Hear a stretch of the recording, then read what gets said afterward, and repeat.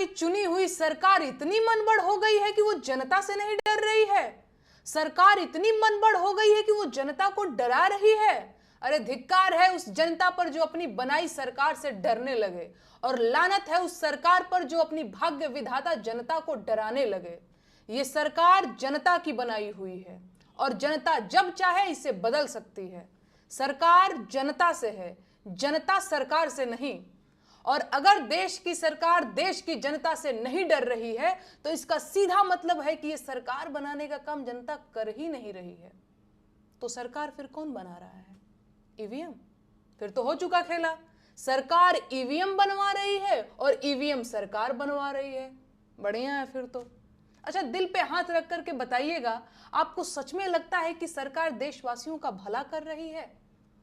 क्या आपको अब तक नहीं समझ में आ रहा है कि सरकार की नजर सिर्फ देश के संसाधनों पर है?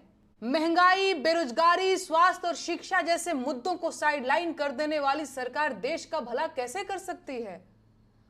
कुछ अंधभक्त और जाहिल किस्म के लोग मुझसे सवाल पूछ रहे हैं कि मैं होती कौन हूं प्रधानमंत्री से सवाल पूछने वाली? मेरी औकात क्या है? हैसियत क्या है मेरी? गजब सवाल है। अब क्या देश के प्रधानमंत्री से सवाल पूछने के लिए पहले मुझे प्रधानमंत्री बनना पड़ेगा?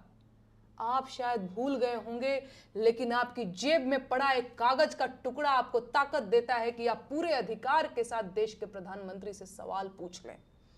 अपने सोए हुए दिमाग को जगाइए महाराज। आपका वोटर कार्ड आपको खाली सिम खरीदने के लिए नहीं दिया गया है, आपकी नागरिकता का एक दस्तावेज है, और वो उसके आधार पर रास्ते का एक गरीब मजदूर भी प्रधानमंत्री से पूछ सकता है कि साहब मैं अब तक गरीब क्यों हूं? अपनी ताकत को पहचानिए। इस देश के नागरिक हैं आप, गुलाम नहीं हैं। आजाद देश के आजाद नागरिक हैं आप। जागिए और पूछिए सवाल इन बड़ी गाड़ी और ऊंचे मकान वाले नेताओं से कि आप अब तक बेरोजगार क्यों हैं? पूछिए सवाल इन महंगे सूट और मोटी खाल वाले नेताओं से कि देश की 80 करोड़ जनता सरकारी भीख पर क्यों जिंदा है? अपने जिंदा होने का सबूत दीजिए, सवाल पूछिए और अपना हक लीजिए।